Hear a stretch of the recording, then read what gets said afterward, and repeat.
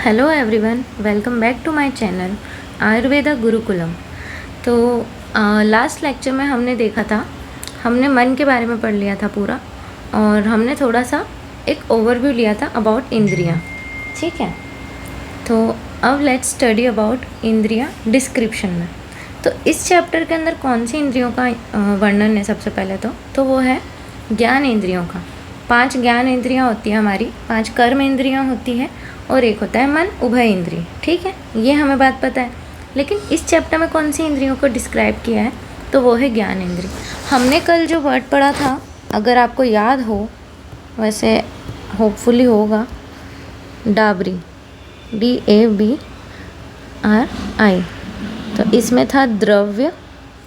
ठीक है, फिर A से 2 चीज़ें थी, अर्थ और अधिष्ठान। ठीक है, नेक्स्ट B से था बुद्धि, I से थी इंद्रियां। तो अभी हम इन सब जो पंचक थे, इनके बारे में डिटेल डिस्क्रिप्शन आज करने वाले हैं। तो सबसे पहले यहाँ पे हमने डिस्क्राइब किया है 5 ज्ञान इंद्रियां। 5 ज्ञान इंद्रियां कौन सी है? चक्षु, श्रोत, घ्राण, रसन, स्पर्श। देखो, चक्षु को अक्षी से कंफ्यूज मत होना। चक्षु इंद्रिय है, लेकिन अक्षी क्या है? अधिष्ठान है। अब आपको अभी समझ नहीं आ रहा होगा। ठीक है, तो मैं अभी समझाती हूँ आपको। अभी ये देखो कि चक्षु, श्रोत, घ्राण, रसन और स्पर्श, ये 5 इंद्रियां। अब ज्ञान इंद्रियों में भी सबसे प्रधान इंद्रिय कौन सी है? वो है चक्षु।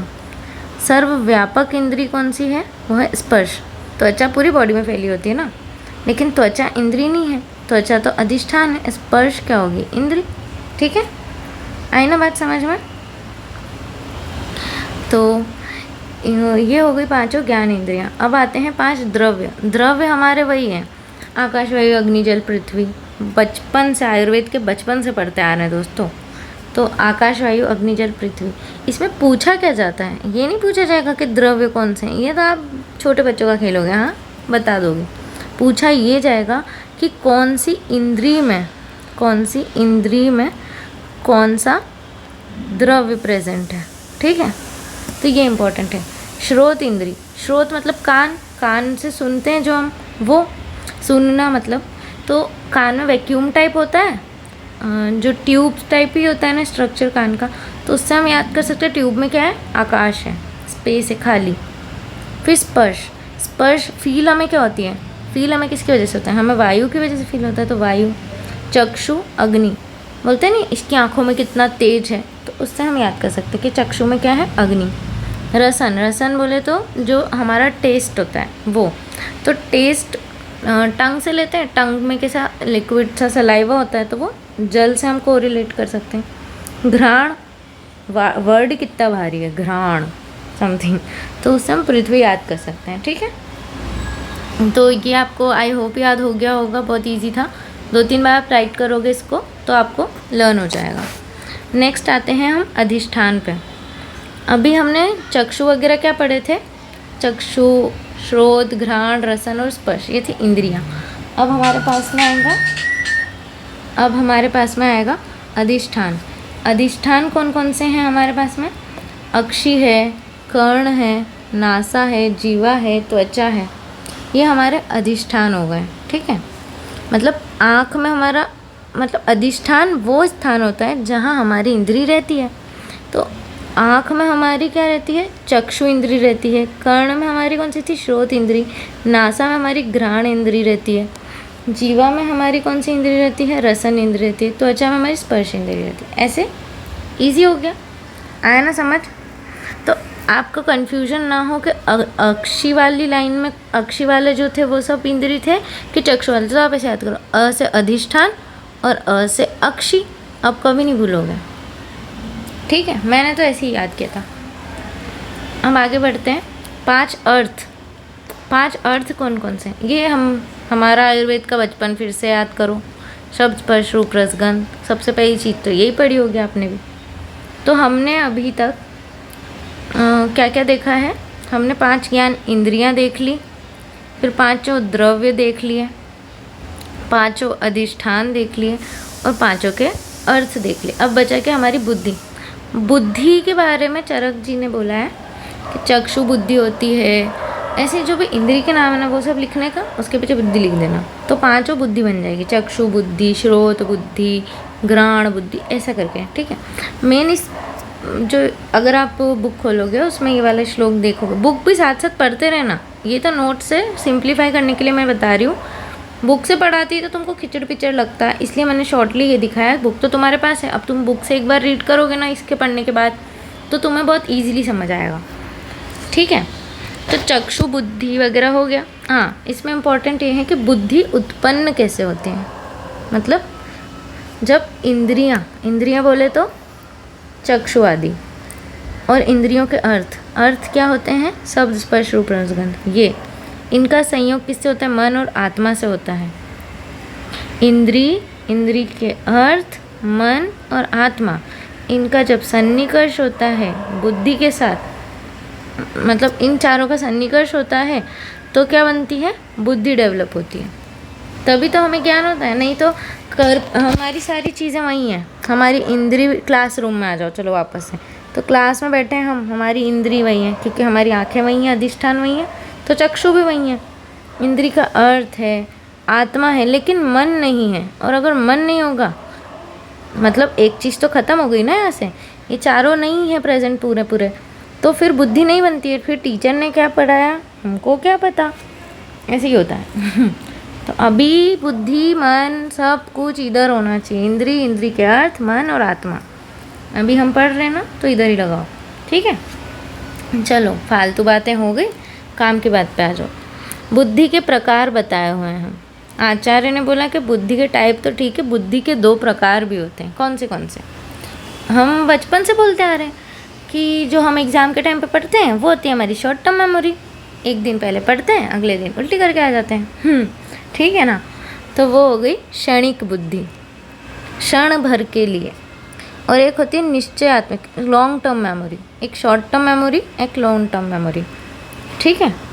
तो बुद्धि के बारे में भी हमने टाइप्स देख ली कि उसके क्या क्या टाइप होते हैं। देखो, तुमसे पीजी या कहीं भी पूछा भी जा सकता है, ऐसे नॉलेज के लिए पढ़ लो, अगर तुम पीजी के लिए नहीं भी पढ़ रहे हो तो निश्चयात्मिका बुद्धि होती है, मतलब ये एक बुद्धि का टाइप है। लेकिन नियत आत्मिका अगर ये आ जाए तो ये धृति का टाइप है, ठीक है। निश्चयात्मिका और नियत आत्मिका, ये एक्स्ट्रा पॉइंट है, बोनस पॉइंट है जो डिफरेंट कलर में है, ठीक है। अब नेक्स्ट पे आते हैं हम, आध्यात्म द्रव्य गुण संग्रह। बड़ा भारी शब्द, आध्यात्म द्रव्य गुण संग्रह। देखो बहुत ईजी है, जैसे हमने उधर पढ़ा था ना, इंद्री के अर्थ, मन और आत्मा, उनके सन्निकर्ष से बुद्धि डेवलप हो रही थी।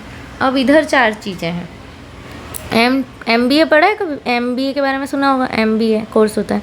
तो अभी हमको याद रखना M2BA, ताकि तुम कंफ्यूज नहीं हो कि यहाँ मन है, मन और मन के अर्थ हैं कि इंद्री और इंद्री के अर्थ हैं, ठीक है। तो यहाँ है मन और मन के अर्थ, B से बुद्धि और A से आत्मा, ये तो है ही।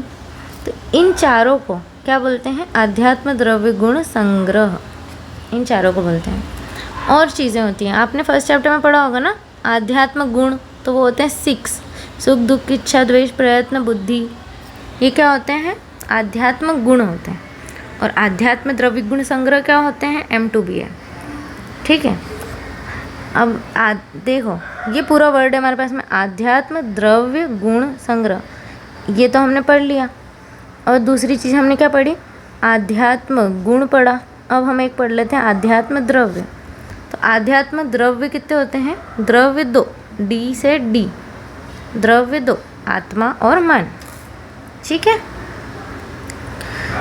और श्लोक देखोगे जब आप इसका, तो वहाँ पे लिखा हुआ है कि आध्यात्म द्रव्य गुण संग्रह जो होता है वो शुभ अशुभ चीज़ों की प्रवृत्ति और निवृत्ति का हेतु होता है। मतलब देखो, अगर ये चारों चीज़ें प्रेजेंट है, ये चारों चीज़ें हैं, तभी तो हमें भली और बुरी चीज़ का पता चलेगा कि हमें ये करनी है प्रवृत्ति या नहीं करनी है।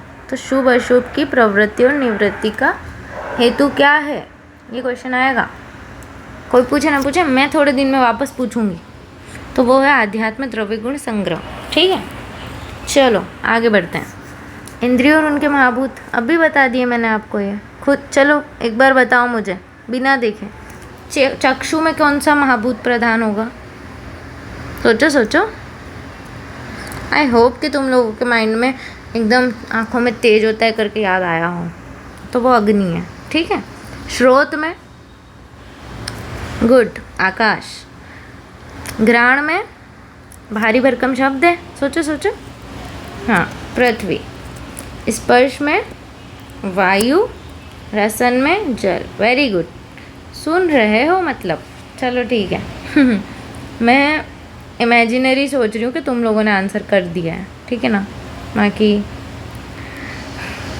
चलो इंद्रियां जिन महाभूत प्रधान से बनी होती है उसी महाभूत के अर्थ को ग्रहण करती है। मतलब जिस जिस महाभूत के प्रधान बनी होती है उसके ही अर्थ को ग्रहण करती है, क्योंकि उन इंद्रियों का यह स्वभाव होता है और विभु होने के कारण इंद्रियां विषय को ग्रहण करती हैं। तो यहाँ से हमें एक चीज़ पता याद रखनी है कि इंद्रियां क्या होती है, विभु होती है। ये इम्पॉर्टेंट है, ठीक है। बाकी सब तुम याद रखो ना रखो, ये याद रखना। अब आगे देखो, इंद्रियों के अधिष्ठान जो होते हैं प्रत्यक्ष गम्य होते हैं। अधिष्ठान बोले तो ये जो हमारी आँखें हैं, नाक है, जिह्वा है, घ्राण है, सब घ्राण बोले तो नाक ही होती है, हाँ पता है ठीक है। तो इंद्रियों के जो अधिष्ठान होते हैं वो क्या होते हैं, प्रत्यक्ष गम्य। हम हमारी आंखों से देख सकते हैं ना, प्रत्यक्ष गम्य है वो, कि हम सामने वाले की ये सारी चीज़ें देख पा रहे हैं। लेकिन क्या हम किसी की इंद्री देख पाते? कह रहे तेरी चक्षु इंद्री गेरी भाई, ऐसा नहीं है ना। तो इंद्रियाँ और इंद्रियों के जो महाभूत है वो अनुमान गम्य, हम इमेजिन करते कि हाँ अक्षी के अंदर चक्षु रहता है, ऐसा, ठीक है। तो ये भी एक इम्पॉर्टेंट पॉइंट है, एक्स्ट्रा है, देख लो। आगे बढ़ते हैं। हेतु चतुष्टय। हेतु चतुष्टय क्या होता है?